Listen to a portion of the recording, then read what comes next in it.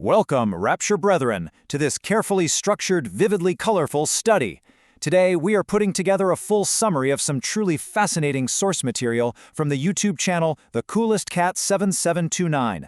You can find a link to the original channel right down below in the description box, so definitely check that out. Before we really get going, please go ahead and give this study a hype and like. And I want to mention right up front, you guys, that prayers for the Watchmen channels are very much appreciated. We really need them. So in this study, we're going to lay out a highly specific chronological roadmap, and it is based entirely on the mathematical and scriptural calculations presented by our source.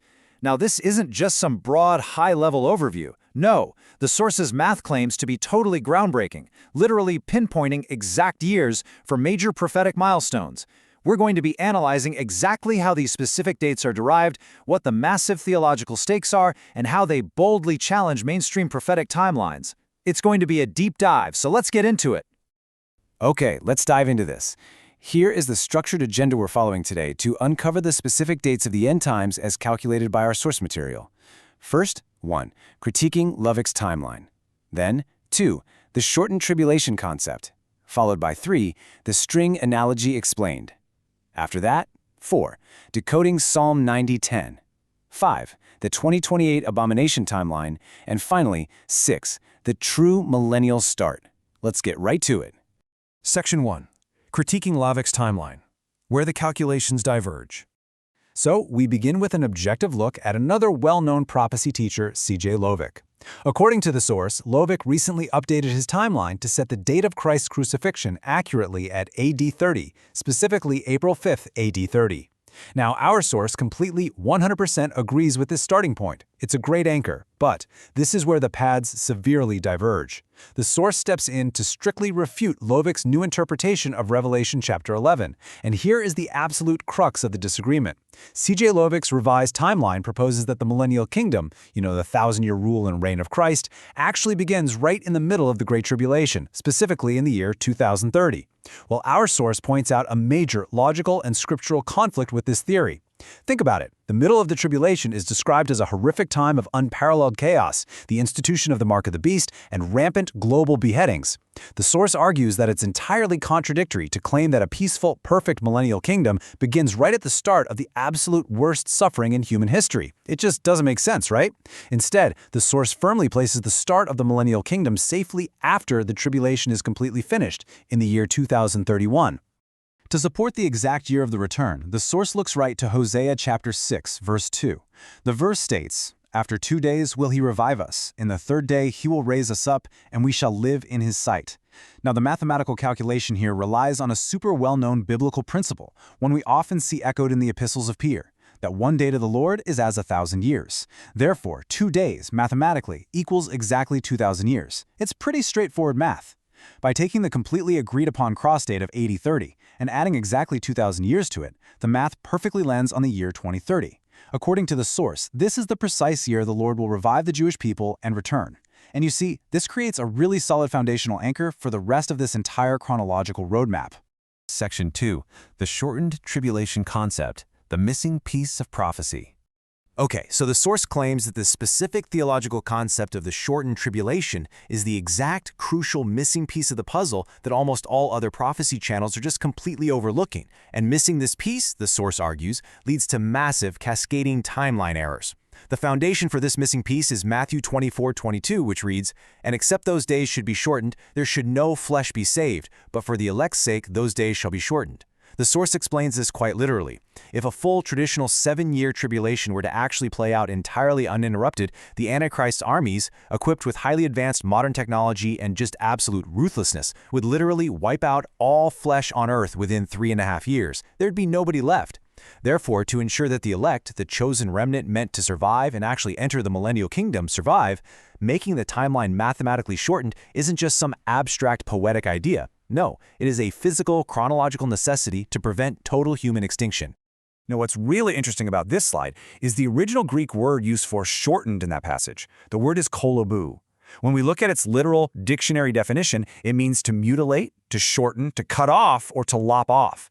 The source insists that a ton of teachers totally misunderstand this word. They tend to think it means compressing a long event so it just feels faster, like putting a movie on double speed. But our source argues that it means taking the 7-year week of Daniel, that term referencing the prophecy in the book of Daniel that outlines a final 7-year prophetic period for the earth, and literally, physically lopping off the back half of it. It means the time is cut short in real, literal ticking clock time. Section 3. The string analogy explained. Simplifying complex timeline math. So the source really wants to ensure this complex timeline math is so incredibly clear that anyone, even a child, could easily grasp it. Enter the billion the string analogy. It's brilliant in its simplicity. Imagine a single piece of string sitting on a table in front of you. This string represents the completely predetermined 7-year tribulation timeline, Daniel's final week. Now, if you take some tape and attach 2 strings together, the string physically gets longer, right? But if you take a pair of sharp scissors and physically cut that string in half, it instantly becomes shorter. This beautifully simple illustration perfectly demonstrates the source's main point about that Greek word kolobu. The tribulation is absolutely not a 7-year period that just moves at a fast pace. It is a 7-year period where the second half is quite literally severed or lopped off by the Lord. Those scissors represent divine intervention, God stepping in to stop the clock and save the chosen people from total annihilation. Section 4. Decoding Psalm 90:10, a brand new revelation. Now, this is where the source shares a major, massive epiphany that completely shifts how we understand the prophetic 80-year generation and what it truly deeply means to be cut off. Let's look really closely at Psalm 90:10. The days of our years are 80 years and 10, and if by reason of strength they be 80 years, yet is their strength labor and sorrow, for it is soon cut off and we fly away. Now, 80 equates to exactly 80 years. Previously, the traditional belief held by so many was that the phrase cut off simply meant that the 80-year generation naturally passes away of old age. They just age out and eventually pass on. But our source's brand new revelation heavily contrasts with that view. The source firmly posits that this verse points to a specific catastrophic prophetic interruption. The nation isn't just aging out peacefully in rocking chairs. Their time is being abruptly and violently stopped. So, the crucial point is the exact mathematical calculation derived from this text, because it is absolutely critical to the source's timeline. We start with the immense, undeniable historical significance of May 14, 1948. This is the exact day Israel officially became a recognized nation again, and that set the prophetic clock ticking loud and clear. When you take 1948 and you add the precise 80-year generation of 80 mentioned in the psalm, the math lands exactly on the year 2028. The source emphasizes that 2028 is the exact year they are abruptly cut off. It is a hard, concrete stop on the timeline, absolutely not a slow fading away. Section 5. The 2028 Abomination Timeline, the Day of Atonement. So this hard stop in 2028 is where the source specifically predicts major events will trigger the end sequence. The 80-year rule of what the source identifies as Mystery Babylon reaches its absolute mathematical limit and is brutally interrupted. But hey, remember that second part of Psalm 90:10, we fly away? Well, who exactly is flying away? The source makes it crystal clear. This is absolutely not a reference to the rapture of the church, as many folks often assume. Instead, the source connects this phrase directly to Revelation chapter 12, verse 14, where the woman is given 2 wings of a great eagle to fly into the wilderness. The fly away refers to the Jewish remnant fleeing for their very lives into the wilderness to escape the beast. This occurs right when the beast commits the abomination of desolation and takes total control of the world stage in 2028, establishing the incredibly high stakes of this entire timeline. Section 6. The true millennial start. The finalized timeline resolution.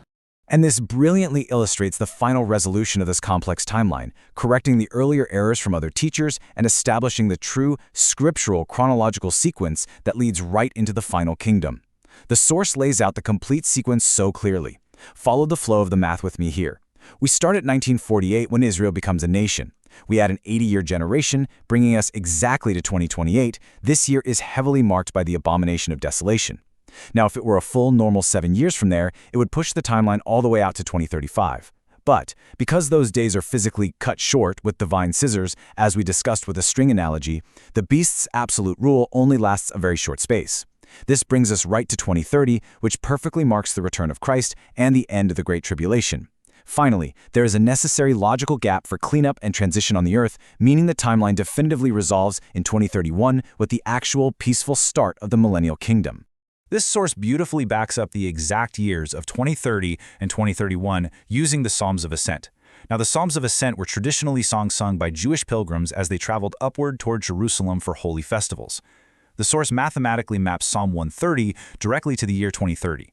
Psalm 130 is a heavy psalm. It's a psalm of waiting in the dark depths, representing the dark days of the return, the intense heavy day of atonement, and the brutal cleanup of the earth in recompense. But when you simply turn the page to Psalm 131, which is naturally mapped to the year 2031, the entire tone shifts dramatically. It describes a soul quieted like a weaned child, representing perfect peace, safety, and ultimate rest. This scriptural alignment perfectly finalizes the critique of C.J. Lovick's theory. The kingdom of peace absolutely mathematically cannot start in the total chaos and dark depths of 2030. It mathematically and scripturally requires the quiet, completed peace of 2031. So I really want to leave you with a profound question based on everything we covered in today's study. If these days are truly going to be cut short exactly as the source has outlined, are you spiritually prepared for the precision and exactness of this prophetic timeline?